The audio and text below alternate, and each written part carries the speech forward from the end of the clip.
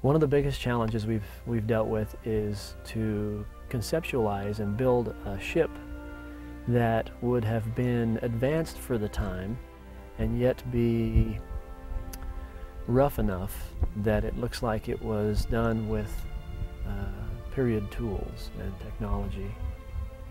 And we've created sets that we can use to simulate the high seas, full-scale sets for the interior of the hold of the ship and for the deck of the ship.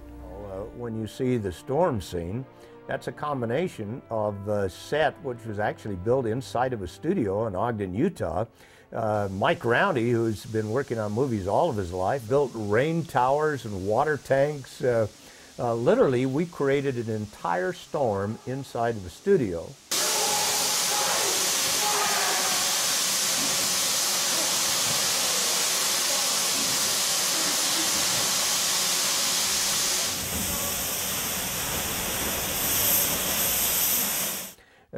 Then we added actual live shots of the ocean that we shot over in Hawaii in dark, stormy weather. And then we augmented that with special effects. We added the waves, which Alan Williams added through special effects.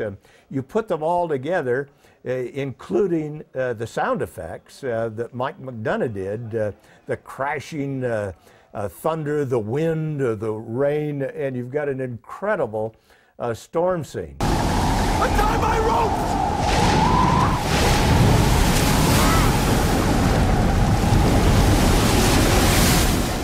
Now that's just one of many other effects as well that were created through a combination of live scenes, miniatures, some of the wonderful things that Clark Schaefer did with the ship. That ship was actually about a 5-foot model that was set up on the beach in Hawaii, and then we shot in perspective the actors that were out in some distance. It was just a coordinated effort that came together beautifully in the movie. Is you get to create things that look huge and big and impossible to do for relatively little.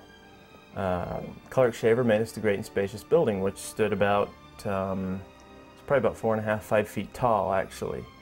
And he'd originally put just hundreds and hundreds and hundreds of little tiny teeny people that he'd actually decal painted. But Gary thought, no, let's take it to the next level. Let's put real people on the building. And so we lined up a whole bunch of people with Al Williams' help and put them on the green screen. In post-production, Al was able to actually merge the live action shots of the miniature. We panned the camera up, the miniature, and then the live action shots of the people, and then he just put them all over the building. It turned out really neat that way. It is my role to take the visions of Gary and to create sets, physical sets that will create the look that he wants for this film. We had so many people that went the extra mile to try and make this movie into what it is. And it's not one person, it's not 2 people, it's not 10, it's 70 or 80. It's all the actors, it's all the crew. Period film is a particular challenge, especially one that comes from 600 BC. The most challenging aspect of a film of this period is just finding enough research on the basic activities of life.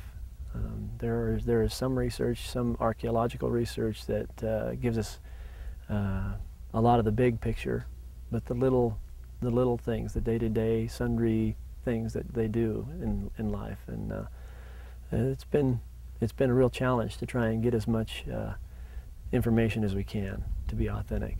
Trying to make things look original or authentic was very exciting. A challenge though. But it's so fun to see these people come to life. They were human beings that really suffered a great deal, went through a lot, and it's been fun to see each individual as they were cast. They seem to have gelled more because it's, you know, being a period piece and seeing what it was like wearing certain type of clothes in the desert, which was actually rather cold, and I know it was tough on the cast a lot, walking around in sandals, and you know, even though they might have had some warmers underneath, You know, I'm still walking around in my parka, you know, oftentimes when, you know, their feet are exposed. The Mormon community is pretty familiar with the pictures that they've grown up with and the stuff that they've seen, and any deviation from that is really going to just rock their world maybe. And so it's been kind of hard to follow that, but use some creativity. It's been a challenge, but I think I've taken a lot of creative liberties, and I think that that's just part of the making a movie. We're not making a documentary, we're making a movie. I was really bored with the things that I'd seen, just as far as, you know, the very generic earth tones and the really boxy silhouettes, so we kind of slimmed things down a lot and added a lot more color to it. I think the biggest thing on this is not to go too far or to go too under on it. The other thing that we had to deal with on this is that because our shooting schedule was so tight, we don't have the freedom that big films have of showing a real progressive a change of the actors and stuff on this. But I'm hoping that the little bit that we have done will come across and read well. In terms of period film, we're limited in the kind of lighting that we can do. So everything had to be natural light. When we were inside the tent, we always tried to have a sense of a light source coming in through the tent flaps. Maybe we open up some of the flaps and let light in through there. We tried to make it look as natural as possible. For this movie, we used the double hump camels, which are Bactrian. So we met a guy by the name of Al Deutsch, who he has the largest ranch of these two hump camels.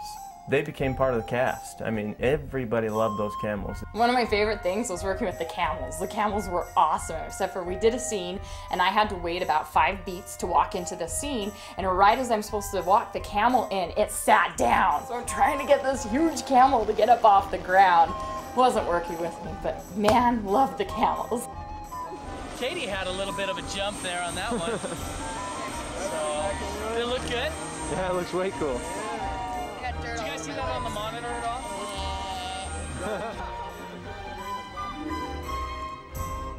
One of the great ideas about this that we liked was to take a film like what the LDS Church has produced in the Testaments or in Legacy, and to take it outside of Salt Lake City. Our greatest goal was to just somehow, some way, bring the stories to life and touch people, and hopefully they go back and read the book for the first time or reread it. That's, to me, has been our ultimate goal, and we're starting to see that goal achieved now, and it's been worth every cent and every hour we put into it.